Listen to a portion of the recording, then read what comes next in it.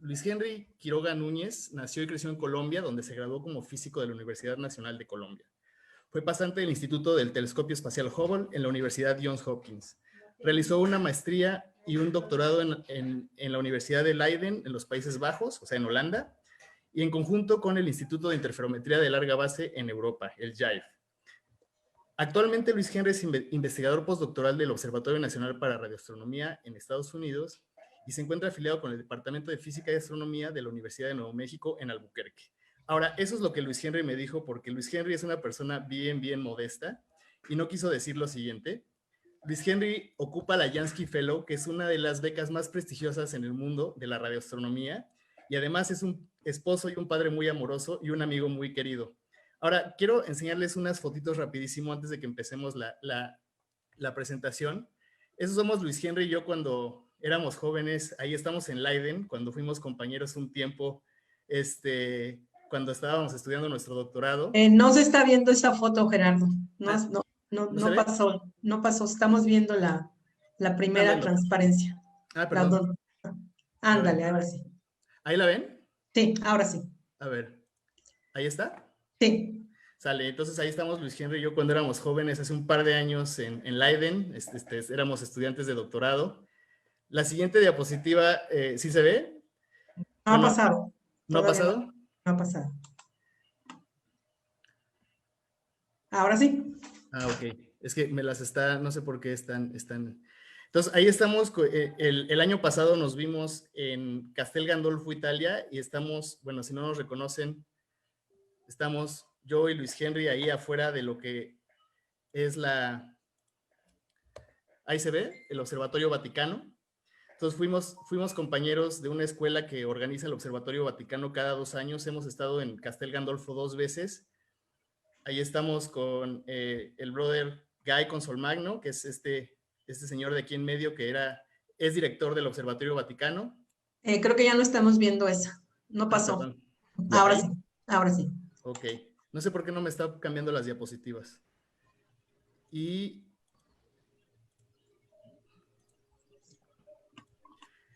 por último, les quiero enseñar esta foto en donde estamos con algunas personas conocidas. Quizá algunos reconozcan aquí al Papa Francisco, pero acá atrásito, apenas se alcanza a ver, está mi queridísimo amigo Luis Henry, y de este otro lado estoy yo en esa escuela inolvidable del Observatorio Vaticano, en donde no nos conocimos ahí, pero donde hemos coincidido 2 veces. Entonces, dejo de compartir mi pantalla, Luis Henry, ya te presenté, y ahora es tu turno de ilustrarnos con tu conocimiento de radioastronomía. Vale, déjame compartimos pantalla. A ver, compartimos pantalla. Creo que acá no sé si se puede ver ya. Ya estamos viendo tu escritorio. Listo. Están viendo mi escritorio. Sí. No, error. Entonces, espérate, volvemos a compartir. Déjame un momentico. A ver, si yo le doy a esta de acá, a esta de acá, dime si ves mi presentación. Ahora sí. Ok, muy bien. Listo. Y solo para probar, porque creo que Gerardo tenía un problema en el paso de las diapositivas. Si yo paso la diapositiva, ¿ahí ven ahora sí rápido? pasó. Sí, está pasando. Rápido, ok, bueno. Muchas gracias de nuevo por la invitación. Para mí siempre pues, es un gusto hablar del universo, de radio, de lo que trabajo, de lo que me gusta y de lo que he dedicado mi vida a hacer. Y vale, principalmente darle el agradecimiento a todo el equipo de Clavius y a la Universidad Iberoamericana, a Gerardo también que me contactó y me dijo, oye, ven, ¿por qué no escuchamos un poco lo que haces? Y dije, bueno, pues siempre es un amigo y yo le tengo un gran cariño a México, ¿no? No sé si lo saben, pero México fue el primer país a mí que me abrió un poco las puertas para salir y para hacer cosas en astronomía, así que cuando yo pude finalmente salir de Colombia y empezar a hacer cosas afuera, fue México ese país y por eso le tengo un gran cariño. Y he estado un par de veces, 3 veces he estado en México. Y me encanta. Siempre he estado por cosas de astronomía, así es la vida. No he podido pasear tanto, pero he podido compartir algunas cosas. Bueno, pues esta charla y la quisimos llamar el universo, bueno, aquella que llamamos el universo en radiofrecuencias, pero la idea de esta charla es invitar al por qué se ve en radio, por qué es importante la radioastronomía. Como Lorena lo comentó al principio, y es muy interesante la apreciación, hay diferentes longitudes de onda en la cual se puede ver, y cada una de ellas trae diferente información. El radio en particular, o las radiofrecuencias, traen también información tan valiosa como las demás, pero yo decidí especializarme un poco más en ese sentido, y vamos a hablar por qué. Eh, a ver, entonces, para comenzar, pues recordemos un poquitico cuando uno trata de investigar el espacio, ¿cómo uno puede obtener información del espacio que está afuera? ¿Cómo los científicos adquieren datos o adquieren información para interpretar lo que está pasando allá afuera? Y digamos que la primera cosa que se le viene a uno a la mente es la exploración espacial, es decir, mandar un robot, adquirir ciertos tipos de muestras de rocas, de polvo, de lo que sea, traerlas o analizarlas allá mismo y mandar los datos y ver de qué están hechas las cosas. Digamos, es in situ, es la primera aproximación que uno le viene a la mente cuando quiere investigar algo en ciencia, en física, en geología, en biología, es coger el objeto, coger la muestra y realizar estudios. Ese es un método también aceptado en el cual uno puede adquirir información del espacio, pero no es el único. En astronomía también, además de eso, también se pueden estudiar las partículas que pasan. Y acá me refiero a partículas, por ejemplo, neutrinos, que están atravesando permanentemente la Tierra, y entonces se pueden hacer dos cosas, o detectarlas directamente, o a veces, creo que tengo otra imagen acá, sí, o a veces esas partículas interaccionan con otras partículas en la atmósfera, crean eventos en cadena, y entonces nosotros detectamos como partículas que sobraron de esa reacción, y por lo tanto inferimos que esa reacción está pasando allá, es decir, que esas partículas están llegando. Hay un proyecto en México que mueve mucho de esto, creo que se llama Hawk, si no estoy mal, y ellos trabajan con cosas de eso, y es muy interesante. Es otra manera de obtener información sobre qué es lo que está pasando allá afuera. Otra que se encontró, pues no tan recientemente ya, pero hace un par de años que se comprobó, son las ondas gravitacionales. Eso es otra manera, y fue por eso tanto la explosión cuando esto fue confirmado, porque esa es otra manera de estudiar el universo completamente diferente, que es detectamos las perturbaciones en el espacio-tiempo, y dadas esas perturbaciones podemos inferir qué es lo que está pasando allá. Obviamente lo que tiene que estar pasando allá tiene que ser tan energético para que la onda gravitacional sea suficientemente fuerte para ser detectada. Por eso las ondas gravitacionales se empiezan a detectar inicialmente en las primeras, digamos, en los eventos más fuertes, interacción entre agujeros negros o actividades que generan una gran cantidad de energía para que puedan perturbar el espacio-tiempo lo suficiente y nosotros podamos detectarlos con interferómetros como el que está acá colocado en la imagen. Pero la verdad es que la mayoría, y aquí lo puse de último, de astrónomos, usan la luz. Es simplemente los fotones que nos están llegando, y con los cuales nosotros detectamos, estudiamos, y con eso, con base en eso, caracterizamos muchísimas cosas. Desde qué está pasando a niveles de planetarios hasta a estructura a gran escala. Pero entonces, ¿qué es esto de los fotones de la luz? De nuevo, esto se vuelve a romper, este último, que es el más usado, se vuelve a romper en todo el espectro electromagnético. A mí me gusta mucho esa imagen porque muestra que nosotros permanentemente interactuamos con todo tipo de luz. Lo que pasa es que no siempre la tenemos en la cabeza. Vemos que uno, cuando habla de luz, solo se refiere como al óptico. Uno piensa en lo que puede ver, en lo que sus ojos pueden detectar.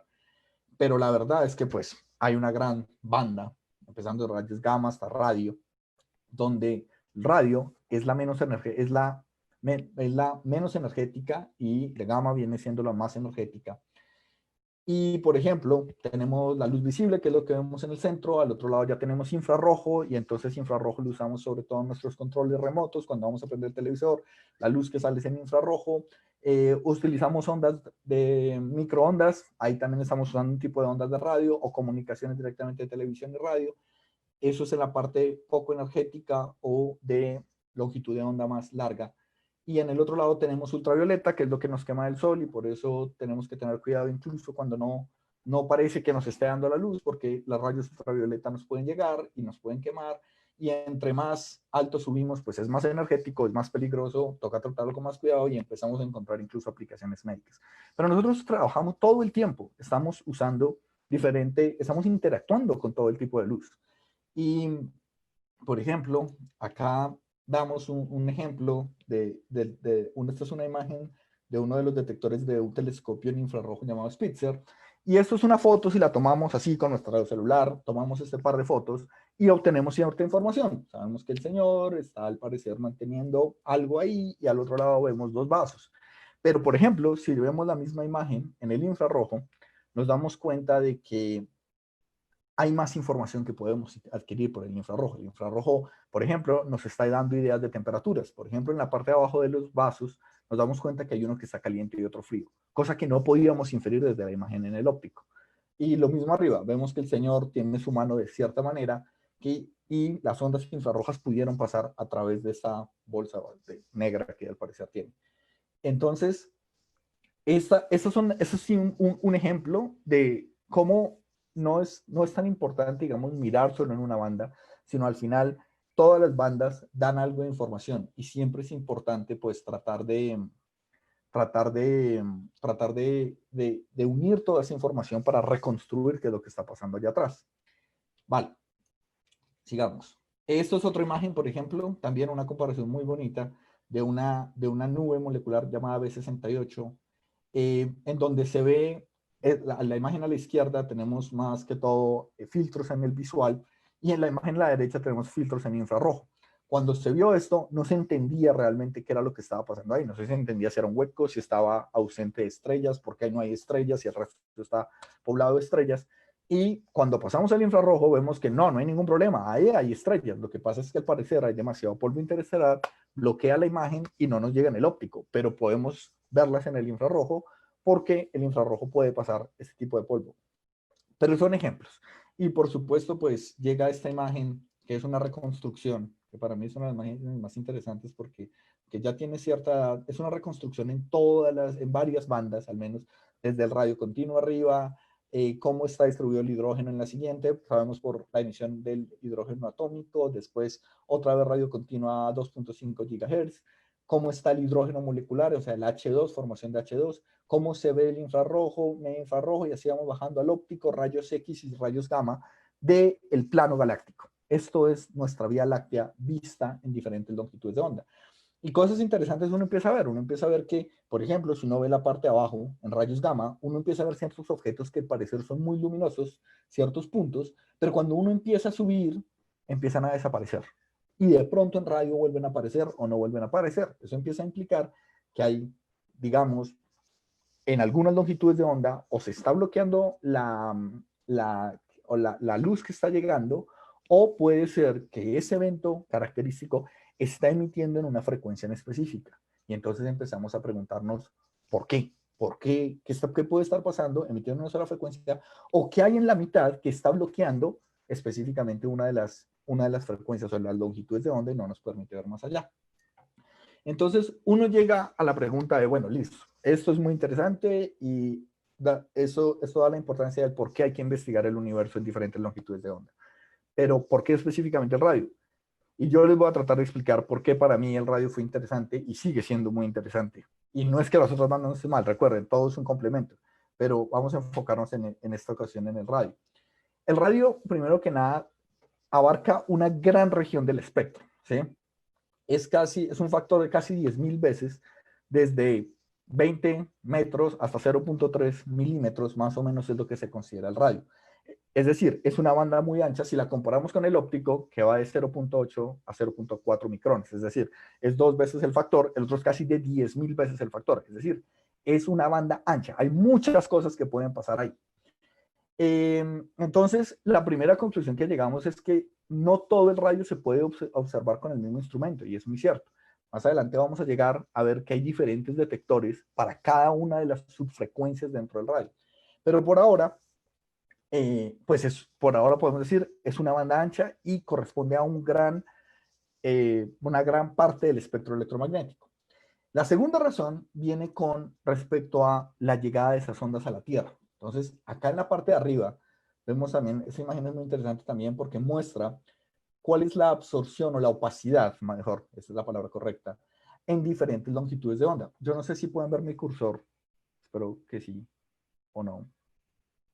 ¿Sí? Ok, listo. Lo vemos, Entonces, sí lo vemos.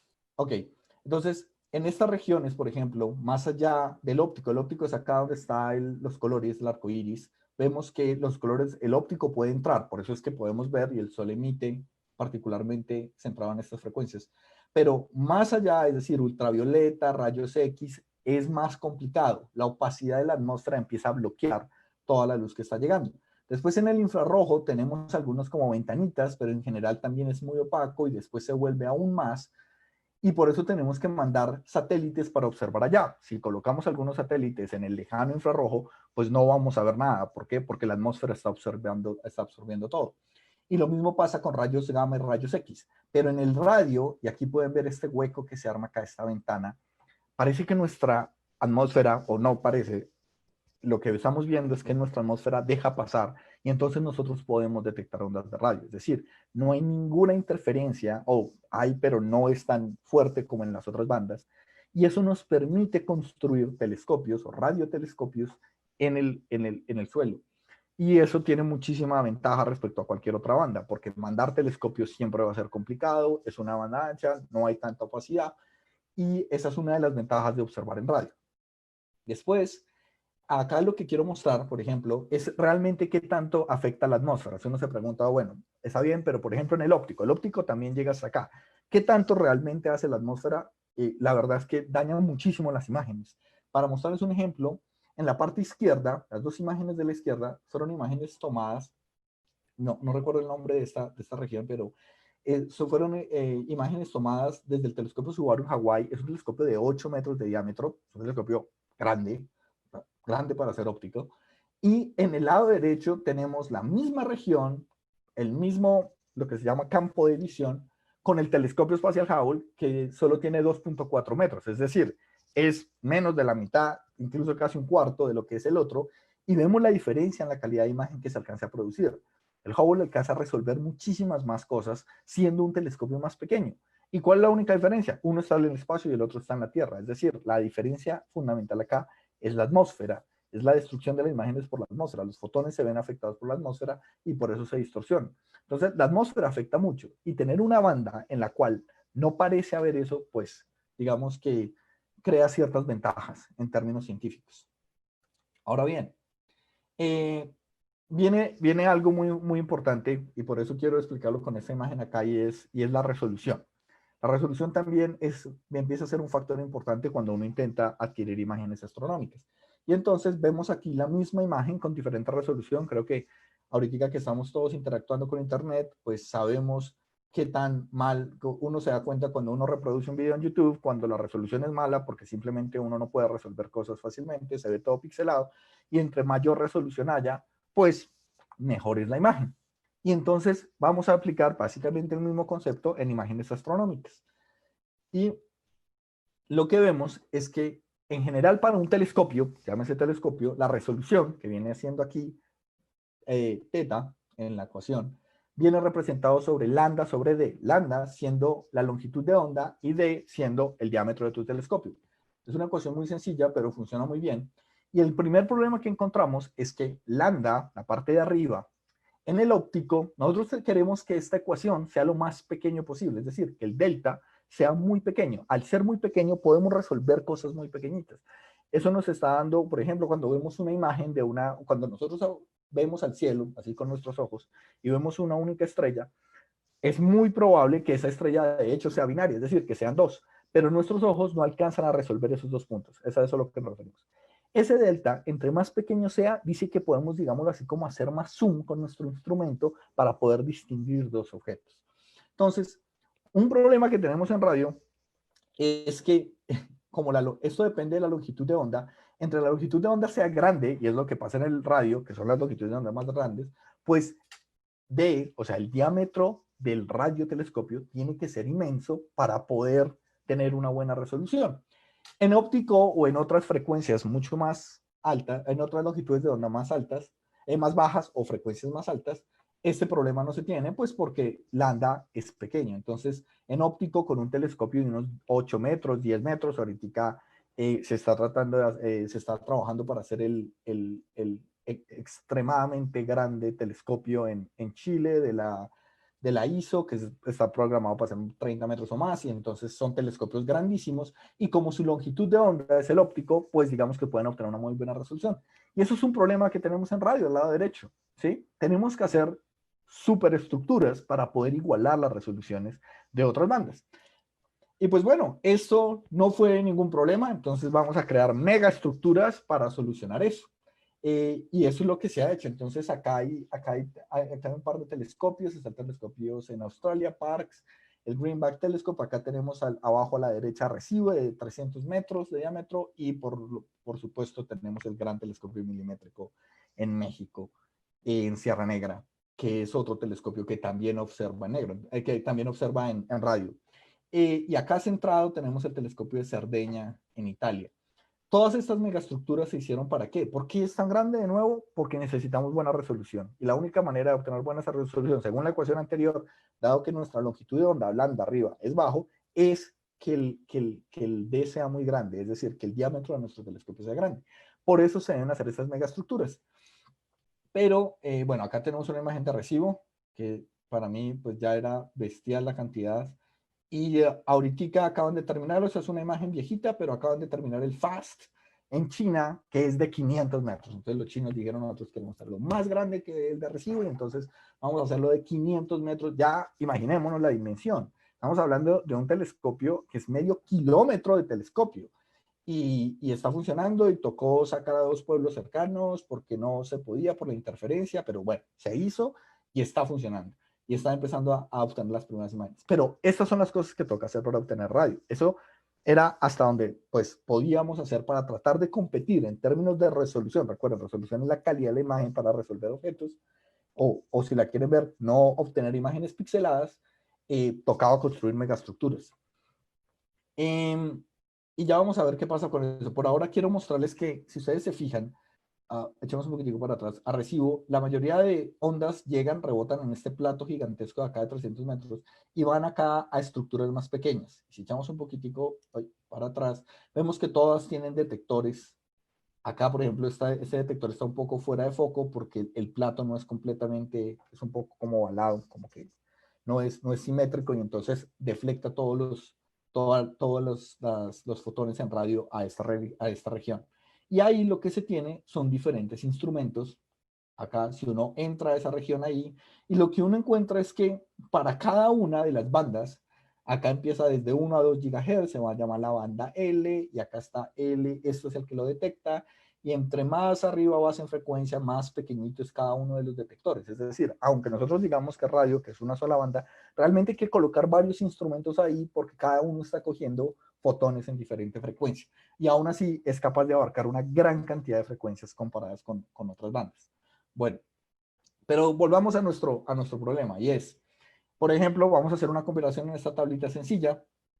En el radio, por ejemplo, que imaginemos una onda, una longitud de onda de 1 centímetro, tendríamos que tener un telescopio de aproximadamente 50 metros para obtener, de 50 metros, para obtener una resolución parecida a la del ojo humano. Esos son los números. El ojo, por ejemplo, observa eso está en centímetros, en este centro, que es aproximadamente 0.6 micrones, y más o menos este es el diámetro del ojo. Eso significa que le va a dar uno una resolución de 1 arco minuto, mientras que el radio da 0.7. Es un poquitico mejor el radio, pero tenemos que tener un telescopio de 50 metros para compararnos con el ojo humano.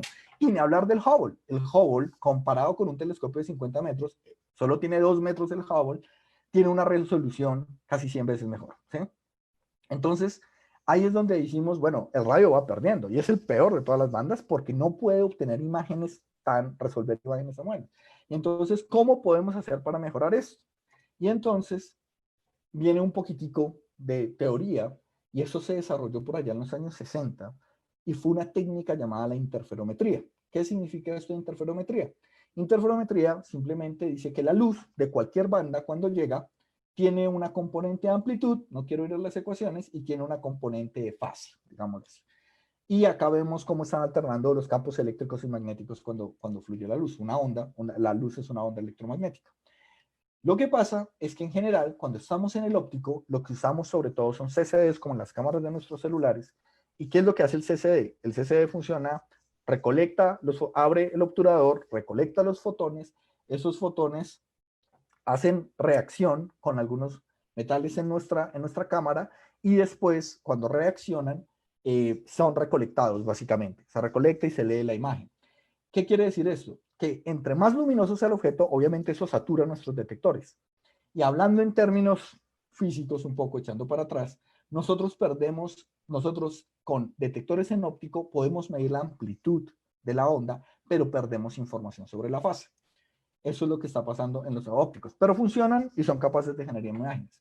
El radio, en cambio, puede mantener información sobre la fase. Es decir, ¿qué quiere decir eso? Que si alguien detecta un fotón allá que cae por allá lejos y yo detecto por acá otro, como tenemos la fase, podemos alinear electrónicamente las dos imágenes y reconstruir una imagen.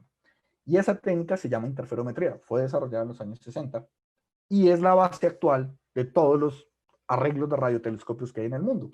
Entonces, esta es una imagen del BLA, que está aquí muy cerca donde yo trabajo. Precisamente yo trabajo para el instituto que lo controla, que está acá en Nuevo México, en cerca Socorro. Y lo que hacemos es entonces, en vez de tener una resolución que depende de el plato, qué tan grande sea el plato, lo que tenemos es una resolución que depende de lo largo que sea el arreglo. Es decir, de entre más lejos estén las antenas interconectadas y estén recibiendo ambas información sobre el mismo objeto, ¿qué fue esto?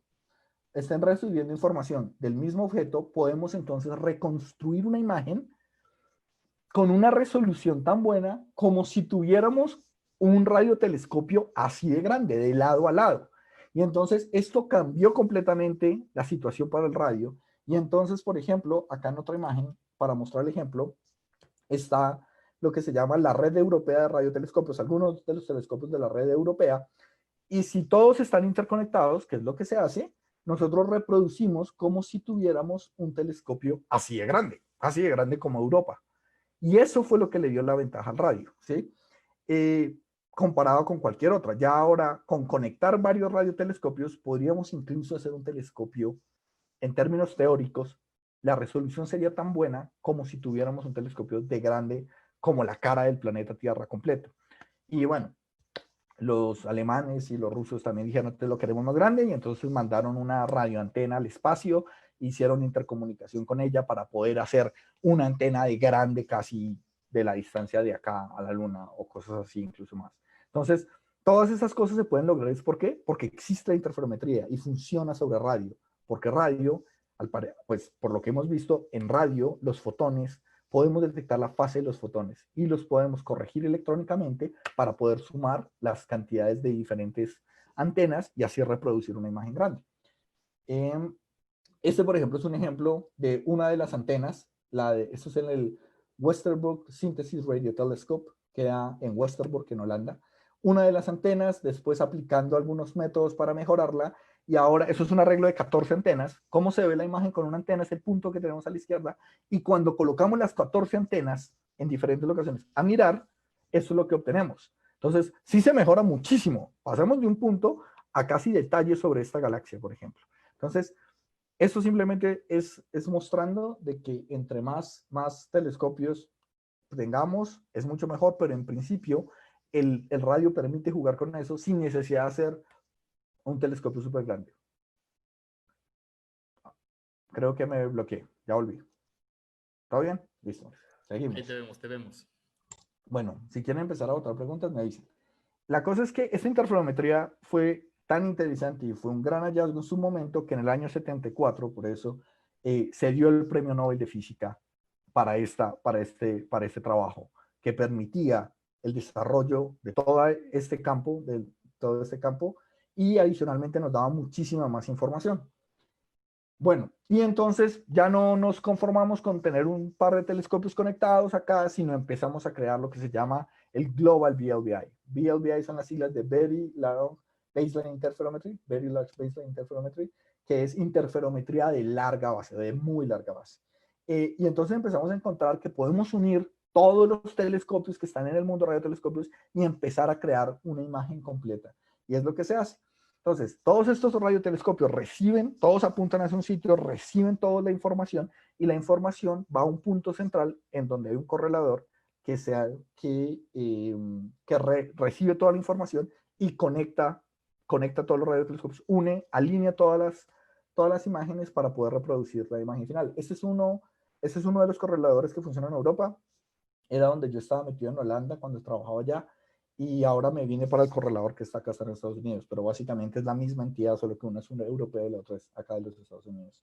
Pero así es como se ve. Ese es el punto donde llegan. Eso se llama un correlador, donde llegan todas las antenas, al menos las europeas. Eso ocurre en Holanda. Holanda recoge la información de todas las europeas. Y vamos a hacer un ejemplo. Por ejemplo, este es un poco viejito, y ya vamos a ver uno más nuevo. Entonces, ya ganando toda esa resolución que tenemos, ya dando la pelea mucho mejor contra las demás bandas en términos de resolución, ¿qué tanto podemos lograr? Acá a la izquierda abajo, donde dice HST Optical, es una imagen del Hubble Space Telescope, del telescopio espacial Hubble, de M82, al parecer del centro de una galaxia, es un quasar, que está emitiendo. Y entonces lo que tenemos es esta imagen, que no se ve muy bien, pero ahí se alcanza a ver como el jet que está emitiendo. Pero cuando vamos en radio, empezamos a ver, ¿sí? A ver esto, espérate, lo aprendo a leer, porque si no me vuelvo. Listo. Esta imagen es del BLA, es decir, del radiotelescopios que aparecen como antenas. Entonces ya vemos mucha mejor resolución que esto, empezando por el hecho de que podemos mirar hasta allá, podemos pasar, las ondas de radio pasan a través del polvo, se puede ver un poco más allá, pero cuando empezamos a aumentar un poco el número de antenas, lo que podemos empezar a hacer es como zooms, hasta ver muy bien la cabecita de esta cosa, que parece ser lo que está pasando ahí el jet. Y si vamos a conectar, eso es basado únicamente en las antenas de los Estados Unidos, pero cuando empezamos a conectarnos mucho más allá, antenas en todos los continentes, podemos incluso ir mucho más allá. Es decir, lo que nos da es como poder hacer más zoom en las cosas, como cuando uno hace zoom en una imagen que quiere verla más a profundidad. Esa es la ventaja que está dando. Por eso es tan importante la resolución para hacer astronomía. Y entonces, pues nada, llegamos al gran descubrimiento. Esta imagen, de hecho, fue liberada el día de hoy. Me gustó mucho que fuera liberada el día de hoy para poderla poner. Que muestra que aunque todos hemos visto esta imagen del agujero negro, pues de hecho el agujero negro había sido intentado observar con varios telescopios inicialmente en los años 2009, y eso fue lo que se empezó a ver cuando se empezaron a conectar diferentes radiotelescopios, hasta que por fin se conectaron varios en diferentes puntos, todos estaban mirando a la misma cara, y llegó al punto en que se pudo resolver el agujero negro supermasivo que está en M87. Y de nuevo, venimos a la aclaración, que por qué, ya uno entiende por qué esta imagen tuvo que haber sido vista en radio, porque radio es la única banda que permite estos niveles de resolución. Y tuvieron que estar conectados varios telescopios en España, perdón, en Europa, en Chile, en México, en Hawái. Tuvieron que estar todos mirando e interconectados, enviando toda la información, alineando todas las fases para poder reconstruir la imagen. Aquí está mejor cómo se ve, cómo se terminó viendo la imagen. Pero uno empieza a entender por qué la primera imagen del agujero negro tenía que ser en radio, simplemente porque el agujero negro es pequeñito, está lejísimos, y había que hacer como mucho zoom para poder llegar hasta allá. Y en ese momento la banda del radio es la que mejor resolución está ofreciendo, básicamente. Ahora, para eso necesitábamos conectar muchos telescopios para reproducir un telescopio de grande como este círculo externo azul que ven. ¿Sí? Debía ser así de grande más o menos, pero tocaba recrearlo y se hizo por interferometría. Bueno, pero ¿qué más también se puede hacer en radio? Radio no solo tiene ventajas de que no hay atmósfera, bien, podemos verla, podemos usar interferometría para obtener mejor resolución, también podemos hacer mucha química, y más que química es que podemos entender de qué están hechas las cosas allá afuera. Entonces, lo que empezamos a encontrar es que si entendemos las moléculas, en general, los átomos, entendemos que ellas vibran o rotan, tienen estados de vibración, estados de rotación, y emiten fotones en ciertas frecuencias muy específicas.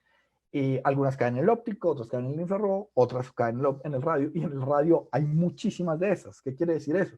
Que cuando abrimos nuestros ojos de radio para mirar el universo y detectamos ciertas líneas, podemos inferir de qué está hecho lo que está allá.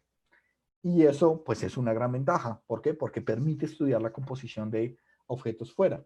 Y esto es como se ve un espectro básicamente, una cosa de locos, pero la idea es que cada línea de esas parece ser la transición de una molécula que está muy bien caracterizada y que podemos saber específicamente qué es, y todo esto se mueve en el campo del radio. Eso se llama un espectro. Y sigamos un poquitico para no. Y entonces hemos encontrado una cantidad de moléculas impresionantes, no vamos a leerlas todas obviamente, que hacen transiciones en radio y que por lo tanto, si tenemos nuestros radiotelescopios pendientes allá, podemos inferir qué moléculas están emitiendo. Y empezamos a reconstruirla, hacer una imagen reconstruida de las galaxias. Entonces, solo para darles algún ejemplo, de nuevo, radio no simplemente, o sea, da mucha información, pero tenemos que complementarla con otras para poder recrear imágenes.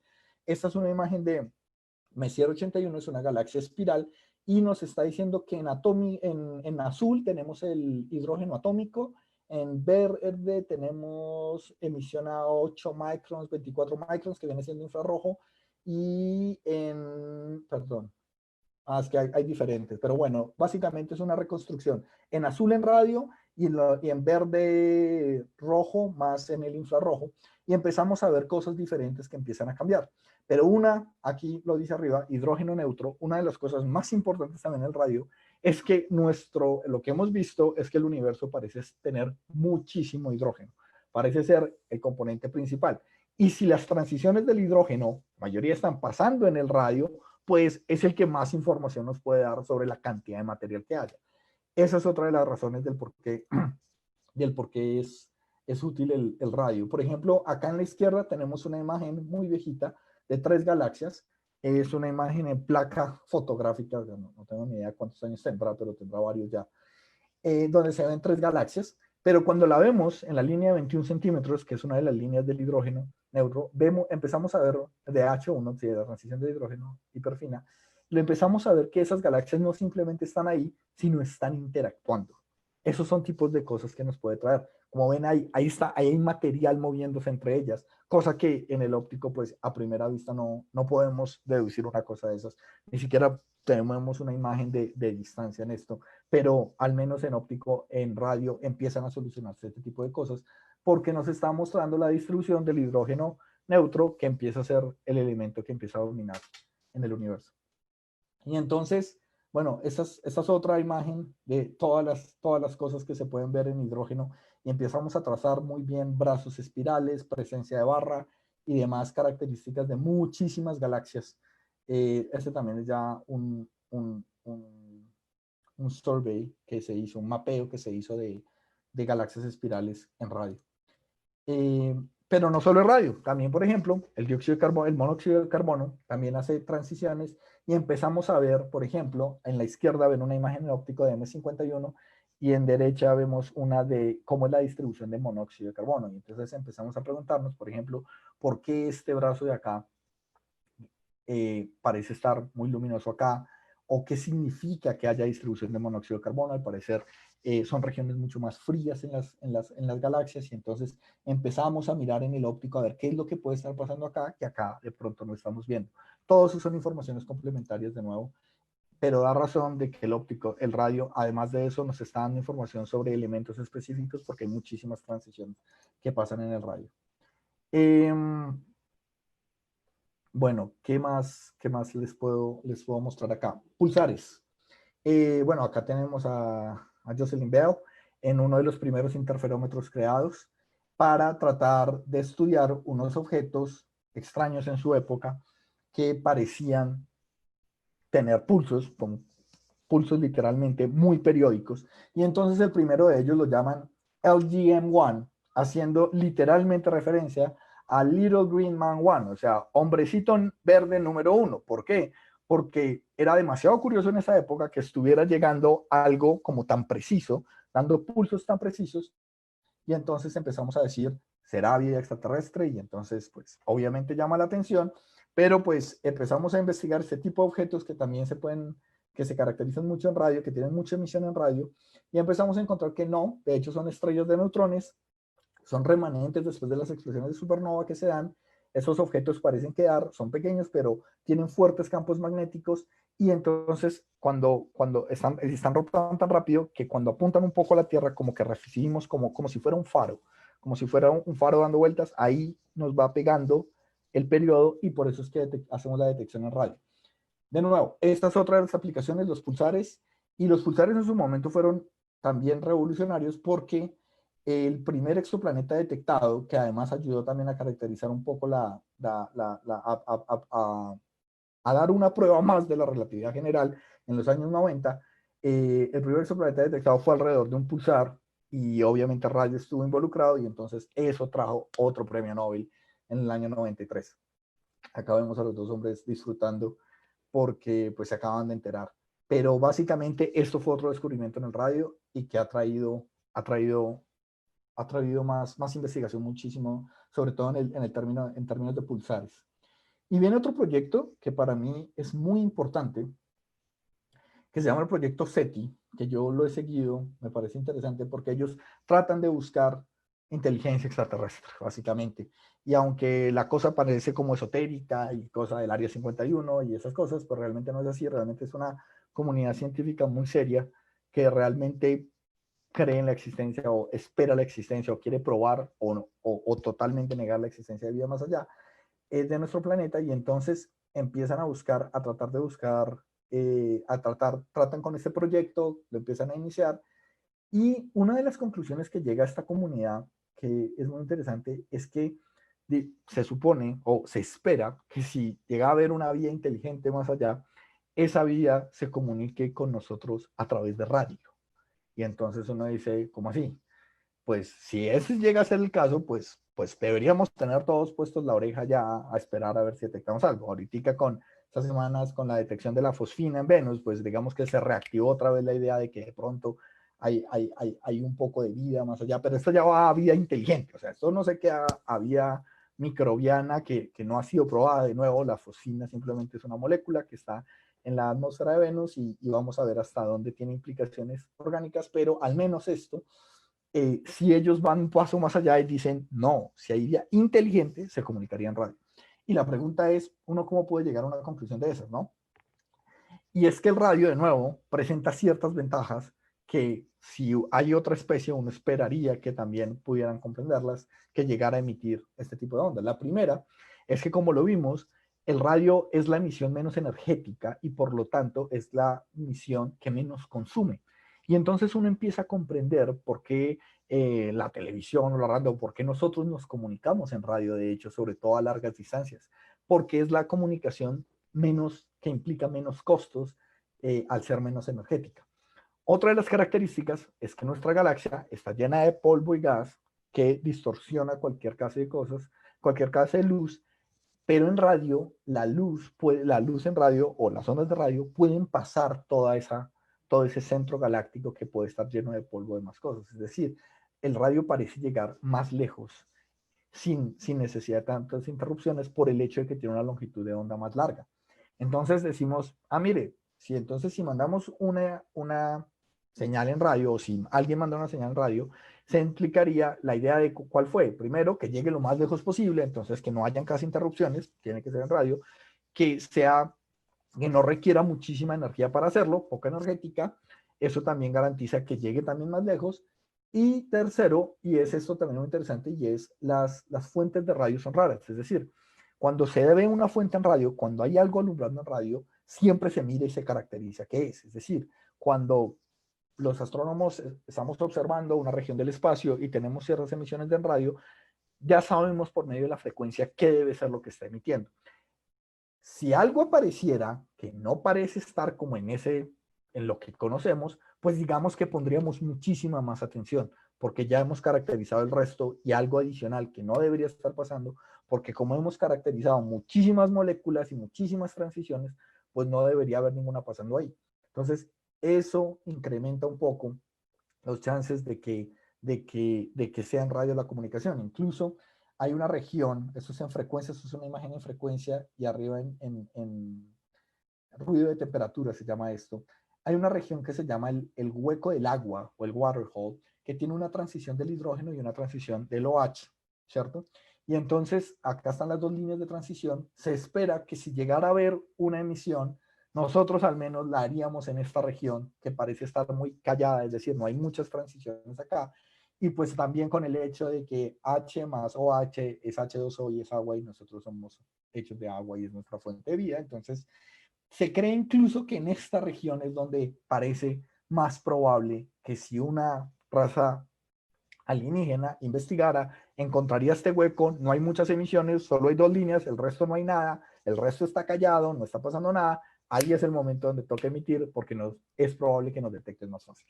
Entonces, para ir más allá, yo en los años 80, cuando se empezó a descubrir todo esto por primera vez, digamos que a mí me pareció muy acertado el decir, bueno, ¿y por qué en vez de nosotros esperar a que nos llamen, por qué no llamamos nosotros? ¿Sí? Nosotros, ¿por qué no enviamos el pulso en esa dirección, en estas frecuencias, pues esperando de pronto que haya alguna respuesta? Y pues eso fue lo que se hizo en el año 74. Por ahí Carl Sagan estuvo involucrado y un tipo llamado Duke también que después derivó una ecuación para el cálculo de cuál es la probabilidad de que haya vida en otro planeta.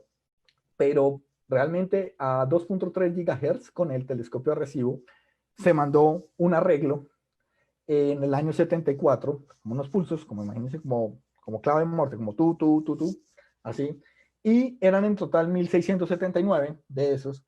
¿Para qué? Para que fuera la multiplicación de dos primos y pudieran ser colocados en un arreglo rectangular fácilmente. Pues ya estamos esperando que los extraterrestres puedan clasificar eso, pero pues era la idea.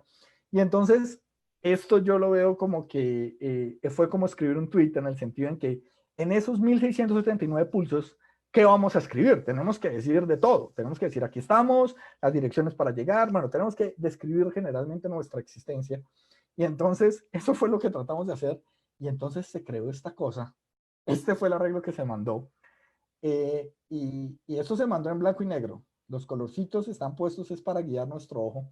Pero la primera vez que yo vi esto, que fue lo que mandamos, yo dije, ¿y esperamos realmente que los alienígenas solucionen esta vaina? Eso no lo solucionamos ni nosotros.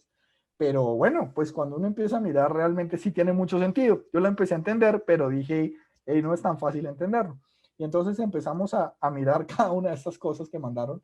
Y el primero, por ejemplo, fue un sistema numérico en base 10 para poder explicar el resto. Es decir, las primeras líneas dan la base de la lectura de las demás. Y entonces ellos se les ocurrió colocar como dos bolitas así, y dijeron, este va a ser el 1, y cuando se separen va a ser el 2, y después cuando llenen la mitad va a ser el 3, y cuando se vuelvan a separar va a ser el 4, y empiezas a llenarlos de la mitad para completar el 5 y el 6 y el 7, y entonces no se dieron cuenta y ya se acabó el arreglo, y no cabe, entonces vamos a poner un al lado que significa que lleva una, y entonces ese es el 8, y entonces eso se vuelve así. Y ese es como para decirles a ellos que nosotros contamos en una base numérica en base 10. Para mí ya hasta aquí yo llegué, o sea, si yo fuera la alienígena que está recibiendo, yo digo, esto no sé qué fue, pero bueno, ellos dijeron, obviamente lo van a entender, y después mandaron este monstruo acá, que como ya uno sabe cómo contar, entonces ya uno infiere los números que hay ahí, entonces ahí está el 1, el 6, el 7, el 8 y el 15. Y entonces uno empieza a decir, ¿y por qué esos números? ¿Qué tienen de especial esos números? Y yo duré mucho tiempo hasta que me tuvieron que decir qué era, porque si no, no entendía qué era. Y básicamente son el hidrógeno, el carbono, el nitrógeno, el oxígeno, el potasio, que son las bases con las que estamos hechos al parecer nosotros, sobre todo a niveles de nucleóides internamente. Y entonces dijeron, de eso estamos hechos. Esa fue lo que se mandó. Ya para mí, ya ahí estoy perdido. Pero entonces ya que dijimos cómo es aritméticamente y químicamente nosotros, entonces pues se inventaron toda esta cosa y dijeron, esos son, y acá si ustedes se ponen a hacer los números, lo que van a encontrar son todas las combinaciones orgánicas de los nucleóides con los que nosotros estamos hechos. Esto fue enviado en el año 74. No, yo no sé esta gente que estaba pensando, pero bueno. Lo mandaron así y entonces seguimos bajando. Acá están todas las cosas de las que estamos hechas, sobre todo a nivel celular. Y después mandaron esto que intentaba hacer una réplica del ADN con el número de genes que tenemos, y después de que lo mandaron descubrieron que hubo una cuenta mal como a 10 años después, y entonces mandamos mal el número de genes, pero bueno, ya se fue así. Ahí está, era 4.2 no sé qué, y eso está en sistema binario, pero después ya se encontró que habían un poco menos, que se contó mal eso, y entonces bueno. Y después mandamos este monachito para decir que nosotros somos como así, pero yo la verdad no sé, o sea, si ya les estamos hablando de nucleóideos y después les ponemos el monachito, van a decir, ¿y esto qué nucleóideo es? Y entonces acá también el número de binario, el que está a la derecha, es cuántos seres humanos habían en ese momento, ya somos muchos más. Y este al lado izquierda era como una idea, esto es complicadísimo de entender, eso es una idea de la frecuencia, de cuántas veces uno tiene que multiplicar la frecuencia en la cual se está emitiendo para obtener qué tan grandes somos, para obtener unos 70, unos 68, que era el promedio humano de esa época. Y entonces esto pues parece no ser muy importante, pero de hecho sí lo es, sobre todo si uno no sabe el alienígena allá qué escalas tiene, ¿no? Qué tan grandes tiene, qué dimensiones. O sea, era para dar una escala de nosotros. Nosotros somos como así de grandes, entonces se dijeron eso. Y entonces viene y este es mi favorito porque fue el único que yo entendí, la verdad, cuando lo vi a primerazo. Y este es el sistema solar. Estas son las direcciones. Y entonces el tercer planetica es la Tierra, entonces por eso salta. Pero de nuevo, uno no sabe cómo esta gente interpretó eso y habrá dicho, no, es que ese está en otro plano o alguna cosa. Y entonces también pusimos a Plutón y después pusimos Plutón ya no. Bueno, pero ahí es la idea más o menos de cuál. Y entonces les quedó un espacio final. Ahí está. El Sol, Mercurio, Venus, la Tierra salta, porque es donde vivimos, era un punto para señalar dónde vivimos, porque no podemos hacer una flecha. Y entonces después graficamos esto, la M gigante, y yo siempre pregunté, ¿y esto qué es? Y solo espero que no sea McDonald's o alguna cosa ridícula así. Pero no, nos dijeron, no, es que este es el telescopio Arecibo. Y era para hacer una gráfica del telescopio Arecibo, que fue donde estamos emitiendo, y es lo que estamos enviando. Entonces, yo solo espero que no lo dejen como a uno en WhatsApp a veces, ¿sí? Que le mandan el mensaje, uno lo recibe y que no nos dejen en doble palomita azul diciéndonos, bueno, gracias, señores humanos, no vamos a responder nada, esperemos que no nos dejen en visto los alienígenas. Y yo simplemente quiero decir de nuevo, para mí la radioastronomía ha traído muchísimas ventajas, ha traído avances en la ciencia, y por eso, aunque, por ejemplo, y quiero ponerlo muy de ejemplo porque creo que hay muchísimos descubrimientos en toda la ciencia, pero pues los premios Nobel intentan dar esos avances hasta donde pueden. Y uno de ellos es el de la física, y dentro de la física hay uno que es la astronomía en general, y dentro de la astronomía hay uno que es pues para radioastronomía. Digamos lo que no hay una categorización así, pero digamos si uno lo rompe en bandas, digamos que podría ser un poco así. Y entonces es impresionante que desde el descubrimiento de la interferometría, que lo vimos en el 74, el descubrimiento en el año 93 del pulsar binario, cuando vamos atrás en los años 78, cuando se descubrió la radiación cósmica de fondo, y después en el año 2006, ahorita, bueno, ahorita, ya hace 15 años casi, también se descubren las anisotropías en la región cósmica de fondo.